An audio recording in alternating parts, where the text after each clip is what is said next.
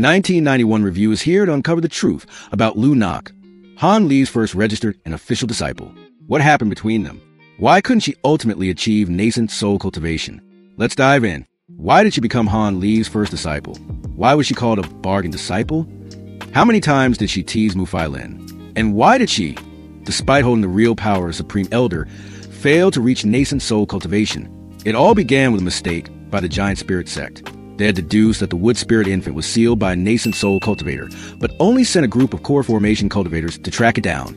This group was led by two young cultivators, Liu Yu and Ham Van Chi, who were the best candidates for integrating the Wood Spirit infant. Although the Wood Spirit infant had been sealed by Han, Liu used a heretic-suppressing divine lightning, a lightning that could block the five-element spiritual energy. Liu Yu and Ham Van Chi were still able to locate it using a secret tracking technique of the Giant Spirit sect. However, this tracking wave was sent in reverse by Han Li, who possessed a powerful divine sense. Realizing that his pursuers were not nascent soul cultivators, Han Li decided to turn back and hunt them down. He attacked everyone except for two girls, Ham Van Chi, whom he had always treated like a younger sister, and Liu Yu. Liu Yu was a complete stranger to Han Li, so why didn't he harm her? While he didn't attack her, he also didn't let her go. Instead, he abducted her and took her to the Fallen Cloud sect because he had his eyes on two things she possessed. 1. The six-winged frost cicada. This is an ancient exotic bug, ranked 18th on the exotic bug list. Legend has it they carry a trace of the ice attribute true dragon bloodline. When fully grown, they can release a freezing mist capable of covering 100 miles and freezing all things. This bug is similar to Han Li's blood-sucking golden cicada, which is ranked 12th. Han Li had coincidentally obtained the exotic bug list from a cultivator of the Giant Spirit sect. Upon encountering Liu Yu's frost cicadas, he noticed they were bound by two restrictions: a master binding restriction and a self-destructing restriction. If he harmed Liu Yu, the bugs would self-destruct. Han Li wanted the frost cicadas to use their cold mist to refine the azure ice flame, which would significantly shorten his cultivation time and enhance its power, helping him forge the violet extreme fire, a flame powerful enough to threaten even late-stage nascent soul cultivators. 2. Bug-controlling techniques. The Giant Spirit sect was renowned in the southern region for its ability to control spiritual bugs and beasts. As a key candidate, Liu Yu undoubtedly held many advanced bug-controlling techniques. At the time, Han Li desperately needed these techniques because some of his blood-sucking golden cicadas were beginning to turn golden, signaling they were on the verge of turning against him. He needed a stronger technique to control them, or he would be backstabbed by his own bugs. Initially, Han Li only wanted to make two deals with Liu Yu. He would help her six-winged frost cicadas mature in exchange for their eggs and her bug-controlling techniques, after which he would let her go. However, Liu Yu was farsighted. She knew that even if Han Li let her go, the Giant Spirit sect would not spare her for revealing so many secrets.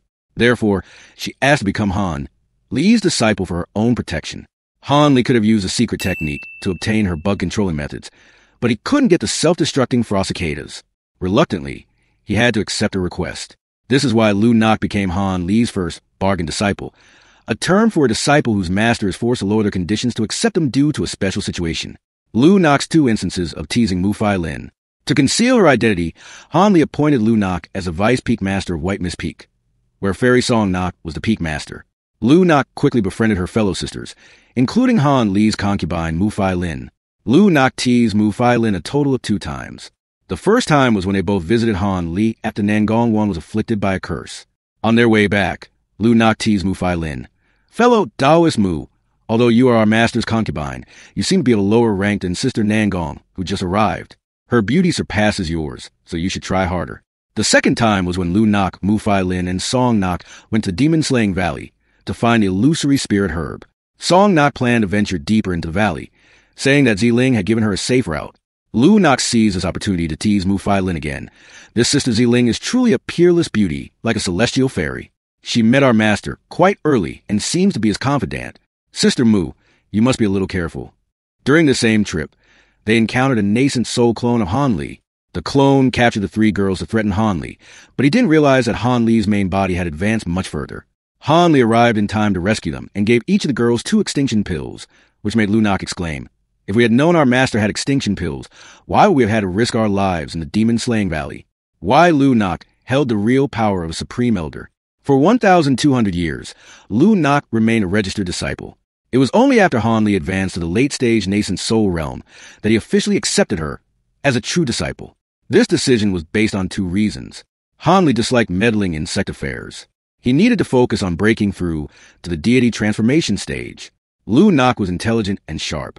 Han Li wanted her to represent him and assist Liu Lak in handling the sex affairs. In other words, Liu Nak became the one who controlled the power of Han Li as a supreme elder.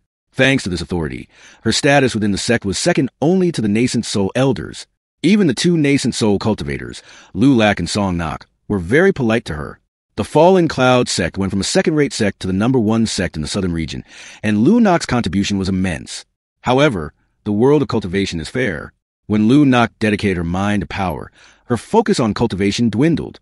When Han Li ascended to the immortal realm, Liu Nak was still only a late-stage core formation cultivator, the same level she had reached before meeting him. This raises a question. Did Liu Nak truly become so attached to power that she forgot her path?